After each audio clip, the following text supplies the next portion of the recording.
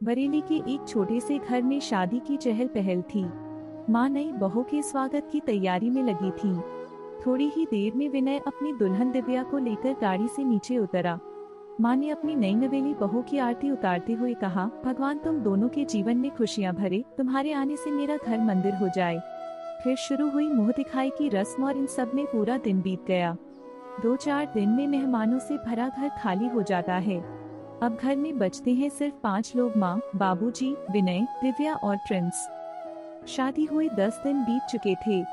एक दोपहर विनय दिव्या से कहता है, सोच रहा हूँ कि ऑफिस ज्वाइन कर लूँ। दिव्या तुरंत बिस्तर से उठकर बैठ जाती है, क्या हम हनीमून पर नहीं जा रहे हैं? विनय ने जवाब दिया, अभी शादी में बहुत खर्चा हो गया है, आने वाले 1-2 महीने में जाते हैं ना? दिव्या ने पूछा, पक्का? विनय ने जवाब दिया, हाँ पक्का। अगले दिन विनय ऑफिस के लिए निकल जाता है। शाम को विनय घर पहुंचा तो देखा कि माँ, बाबूजी और प्रिंस दिव्या के साथ टीवी देख रहे थे। माँ दिव्या से कहती है, लो बहू, आ गए हमारे नवाबजादे। थोड़े समय में डिनर करने के लिए परिवार के सभी सदस्य बैठते हैं। बाबूजी ने विनय से कहा, अब तुम्हारी शादी हो गई, प्रिंस को लेकर हमें कोई चिंता नहीं है, तुम उसकी पढ़ाई देख ही रहे हो। सिर्फ एक इच्छा है, वैकुंठ जाने से पहले मैं और तुम्हारी माँ हरिद्वार जाना चाहते हैं। बिल्कुल बाबूजी, मैं आप लोगों की यह इच्छा पूरी करूंगा। विनय ने हामी भरते हुए दिव्या की तरफ देखा और मन ही मन सोचने लगा कि पत्नी को खुश करूं कि माँ बाप को। खाना खाने के बाद विनय और दिव्या कमरे में जाते हैं। दिव्या थोड़ी नाराज लग रही थी। विनय समझ गया कि उसे हनीमून पर जाना है।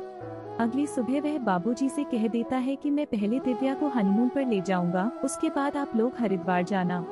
बेटे की इस बेरुखी से पिता को दुख हुआ। वह बोले, मेरा तो ठीक है बेटा, लेकिन अपनी माँ के बारे में सोच, वह कल से कितनी खुश है। विनय बिना कुछ कहे चला जाता है। ऑफिस के लिए निकलते समय वह लंच बॉक्स भी नहीं ले जाता।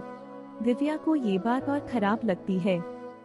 शाम को वह घर आता है और दिव्या को अपना डेबिट कार्ड देते हुए कहता है, नाराज मत हो, ये लो कार्ड, तुम्हें जहाँ भी जाना है टिकट बुक कर लो। अगले दिन विनय के फोन पर बैंक का मैसेज आता है। वह समझ जाता है कि दिव्या ने आखिर टिकट बुक कर लिया। शाम को खाने के टेबल पर सब काफी खुश होकर बैठे रहते हैं। इतने में उमा अपने बेटे का माथा चूम लेती है। विनय के चेहरे पर सवालिया निशान साफ छलकने लगते हैं। तभी बाबूजी बेटे की पीठ पर हाथ फेरते हुए कहते हैं, थैंक यू बेटा, परसों हमें निकलना है हरिद्वार के लिए। आश्चर्य के साथ विनय ने दिव्या की तरफ देखा। दिव्या मुस्कुरा दी। कमरे में पहुंचने के बाद दिव्या ने कहा, इच्छा चाहे किसी की भी हो, पूरी होनी चाहिए। क्या हुआ अगर पहले माँ बाबूजी घूम आएंगे? विनय ने पत्नी को गले लगाते हुए कहा, माता पिता को सर्वश्रेष्ठ बनाकर तुमने सच में घर को मंदिर कर दिया। आपको यह कहानी कैसी लगी हमें कमेंट कर जरूर बताएं।